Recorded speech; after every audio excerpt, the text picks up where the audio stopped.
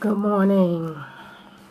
That was a song. I hope you could hear it because I had my earpiece in. And I didn't think nothing about it until um, I started playing the music. But that was James Fortune, Dear Future Me. I ran across that song on yesterday. Actually, I was on my Facebook page and I was going through the videos and I saw that and I clicked on it and I liked the beat. So I was like, let me go check it out on YouTube, see if I can find the whole song. It's his new single. And I listened to the whole song and I love it. I love it. One of the things I will say that kind of gets me going is the beat. I don't care what kind of song it is. If it has a nice beat, then of course I'm bopping my head. You know, I love good music. But let me introduce myself. My name is LaShonda. I'm a single mom of two. I am a hairstylist, and I run a health and wellness business. I want to come on here and talk about something that have been wanting to do for a long time, but I've been letting it fall by the wayside. I've been basically neglecting doing it. But anytime I hear a story or maybe I see something on TV or that feeling just comes up in me again, the feeling just has never left. And I wanted to kind of touch bases on or pretty much bring more awareness to abuse. They call it abuse or domestic violence, whichever word you choose to use. To me, it's the same thing. It makes you feel the same way. You pretty much get the same results. It's just a different wording. And I want to come on here and just talk a little bit about it. And I'm going to start doing more scopes about that because I can, I can relate. I was in an abusive relationship. It wasn't more so physical, but it was more verbal, emotional, mentally. And those are the worst. You hear people say that, oh, physical abuse is the worst. I can't speak for that, but I will say being verbally abused over and over, day in and day out, it would tear you apart from the inside out. Now, with physical abuse, you'll have scars on the outside that everybody can see, and you can't hide those. But those scars and those wounds do heal.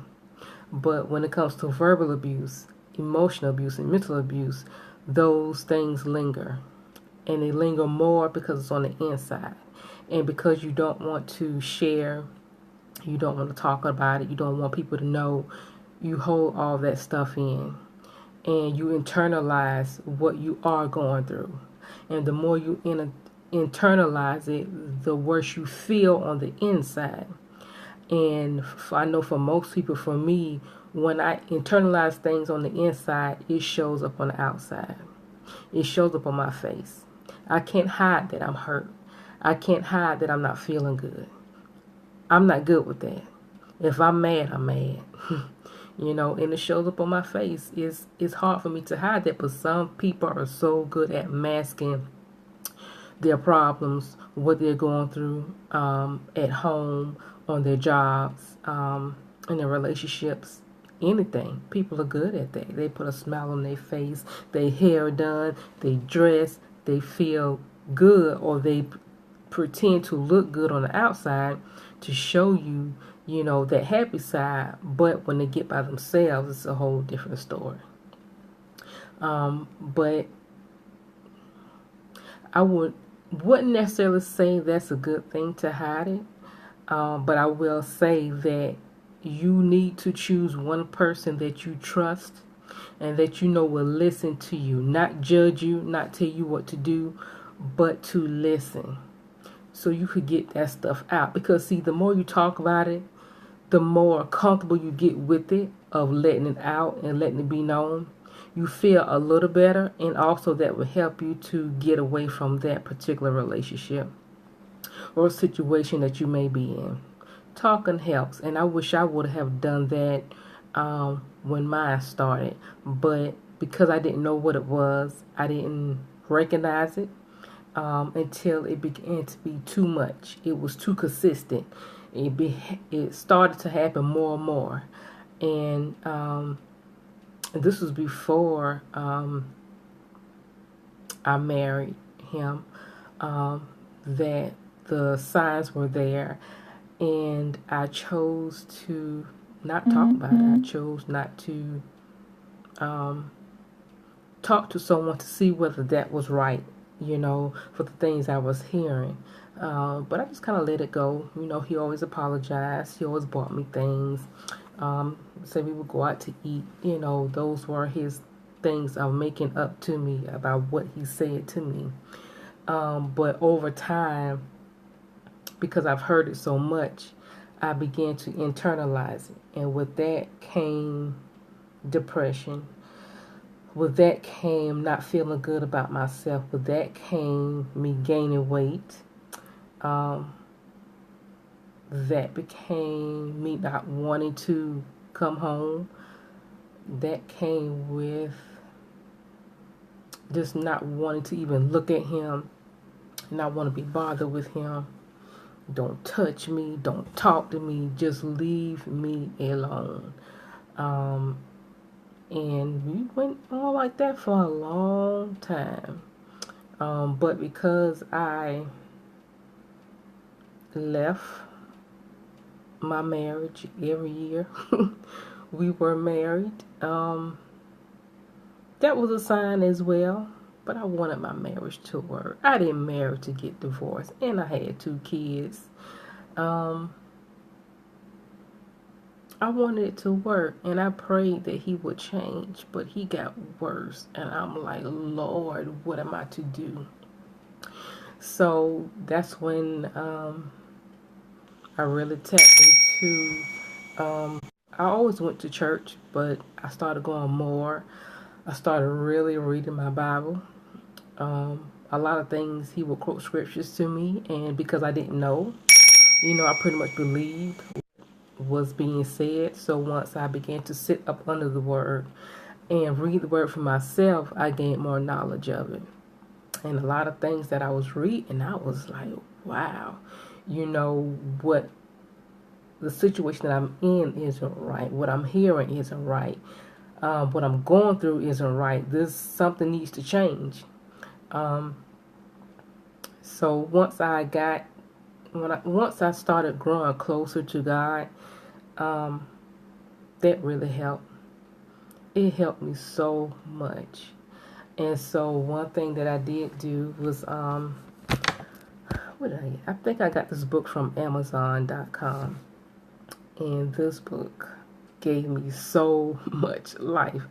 This book, besides the Bible, brought me through. It helped me pray. It gave me more knowledge. It did everything for me. And with this particular book, it also has an exercise in the back of it. So once you finish reading the book, you go back. It's in the back of the book. You answer questions.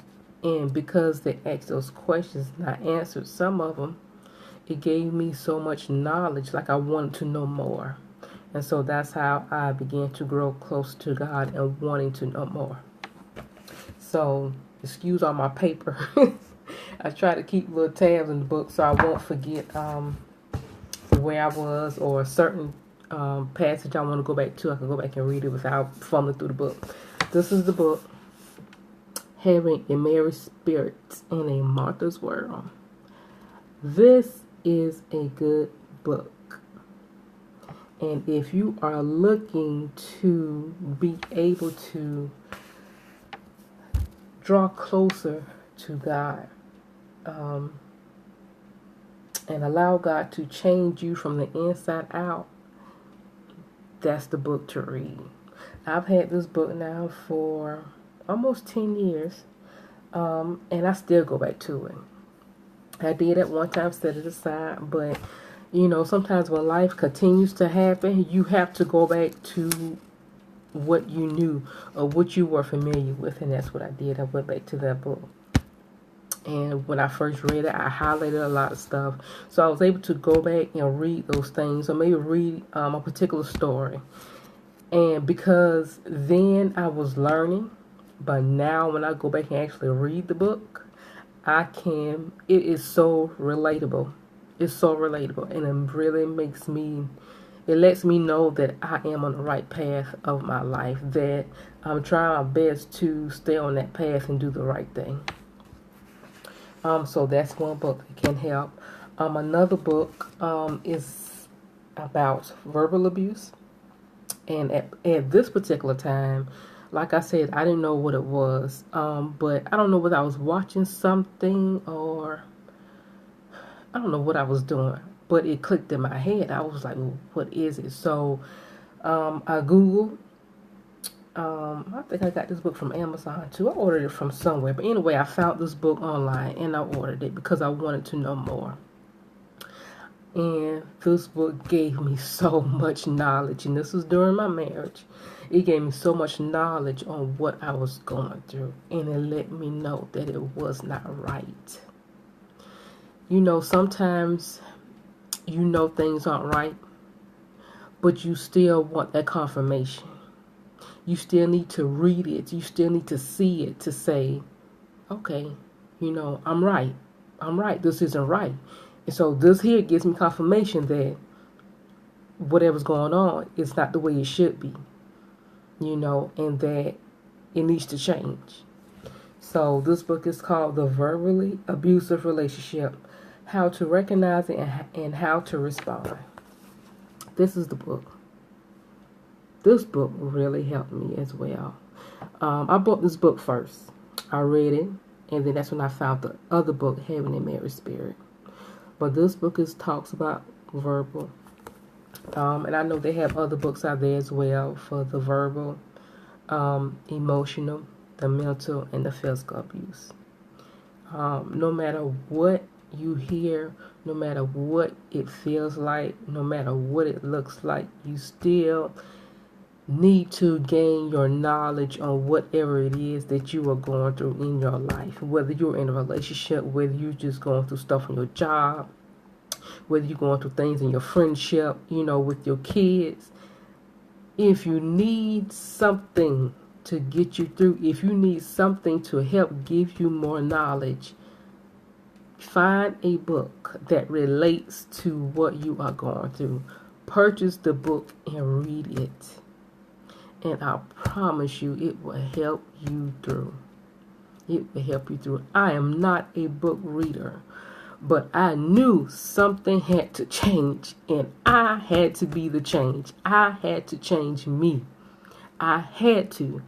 And once I realized that I was changing, I was able to stand up against him. I was able to stand toe to toe with him. I was able to not acknowledge the things that was coming out of his mouth. I was able to respond in a way that he wouldn't normally know, you know, that I was respond. Well, how can I put this? I began to respond in a way that he didn't think that I would. And sometimes I just ignored him. Sometimes I just walked out his face, you know, or sometimes I spoke my feelings. Most of the time I spoke my feelings. And I'm like, I'm done. You know, it is what it is. You know, because let me tell you, you cannot argue with the fool. You can't. I've heard it, and then I read it in the Bible. You cannot argue with the fool. You will not win. You speak your half, and you keep it moving. If they want to continue to fuss and argue by themselves, walk out their face and walk into another room or walk out the house. It's not worth it. It will drain you. Trust me. I've been there and I've done that. And I thank God that I have finally mastered it. You know, I have my days, you know, but I'm okay. Like, you can no longer hurt me. Your words no longer hurt me. You're no longer here. And that's the worst place an abuser. You can't allow an abuser to get. But you don't know it until it's too late. And then you have to fight to get your mind back. You have to fight to get you back because you know you lost yourself. We as women, or even men, we lose ourselves because we think we love this person, or we think we're in love with this person, or we think that the person loves us. The signs are always there. The first 3 to 6 months are always good. But after that, be careful. Keep your eyes open. Keep your ears open. And I tell a lot of my customers, I share a lot more of my story now, but I tell them, even the ones that are in high school, or even the ones that are not in high school, I said, listen, don't ever let nobody call you out your name. Don't ever let nobody curse at you, and don't let nobody ever put their hands on you. Because if they do any of the three, it's not a good situation. You need to back away from it. It's not good and it's not right. And if you don't remember anything else, remember what Shonda said to you. Keep your eyes open. Keep your ears open. Don't let nobody ever tell you that you're not good enough, or you're this, or you're that, or just pretty much trying to downgrade you. And if it makes you feel low, then you know it's not right. And if they put their hands on you, you know it's definitely not right. Walk away. It's not easy, but walk away. Find a way to walk away. Change you. Don't ask to change him. Change you. And watch how you begin to respond to what they do to you. That's the best thing I could have ever done for myself, was gain more knowledge about abuse. And abuse now is so common now these days that people are dying from it. People are staying in these relationships and they don't know how to get out. And some don't know how to get out because they don't have nobody to go to. Some of these women or men had to raise themselves, and some, that is all they know. But if they could just find just that one person that they could just confide in and allow that person to help them just by listening. And that one person should be able to ask, would you mind if I give you my opinion? And you give them your opinion and you let it go, because it has to be their decision to walk away. It has to be. So that's what I want to touch on today. But one of them was, I didn't look that up. Like I said, verbal abuse. But today, I'm just touching on just the word abuse and domestic violence. I wrote down a definition for both of them. Domestic violence. Violent or aggressive behavior within the home, typically involving the violent abuse of a spouse or a partner. And a few ways that you can get help is you could call the police. You can contact social services in whichever state you're in. Or you can contact a voluntary agency, such as Sister Care. I attended Sister Care for a while because, like I said, I wanted to gain more knowledge about what I was going through. And I wasn't the only one. I wasn't the only one. Because most people experience I think 3 or 4 of the abuses, and that's verbal. Let me tell you, first it starts off as the mental, because it gets into your head first. Then it goes into the verbal. The verbal just pretty much kills your spirit. Then it goes into the emotional, and like I said, that's the killing of the spirit. You just so emotionally up and down, crying all the time, just sad all the time, and then it goes, and once it gets you with those 3, the next one is the physical abuse. They see they're going to give you a lick one time. They're going to give you 2 the next time. They're going to give you 3, 4, 5. It keeps on and on and on. And it may start off small, but they get harder and harder and harder because you stay. And they know you ain't going nowhere. They know you ain't going to talk to nobody. Because they have threatened you so many times. If you leave me, yeah. So ladies or men, if you are in an abusive relationship, please get help. Call the police, social services, a volunteer agency.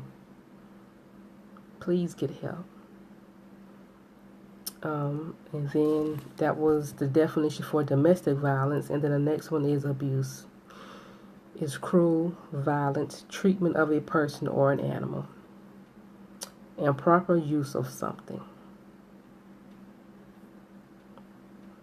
Both of these words hold the same value. But I guess you can use them. Abuse is for people or like animals or places and stuff like that. Those can be abused. Domestic violence is pretty much dealing with just people. And if you need help, here's a number I wrote down. It's for the abuse hotline or domestic violence hotline is 1-800-799-7233 or 1-800-787-3224. Yes. So this is my awareness for today. I will try my best to get back on one day this week and touch more bases about it. I think I probably would I did a scope on verbal already. I didn't have the book at the time, but I think the next one I'm going to do is the mental abuse. Yeah, I think that's what I'm going to do next. So, if you have any questions, if you need, just say any more information that I can look up for you and possibly get to you, then you could contact me on Facebook at LaShonda Lurks. It's LASHAWNDA LURKS. That's my Facebook name. And like I said, even if you just need to talk, just message me. I'm always open to hearing other stories. I'm always open to being able to share my experience, because my experience could possibly help someone. And I hope that this scope helps someone today. And if you can, just please share. Just share. You just never know. You just never know. But I want to bring awareness on this Monday, because I just know that it's time for me to step out of my comfort zone and to start talking more about it. Somebody needs this. Somebody needs my help. Somebody needs a know-how. Somebody needs it. I know somebody needs it, because it's just happening so much now.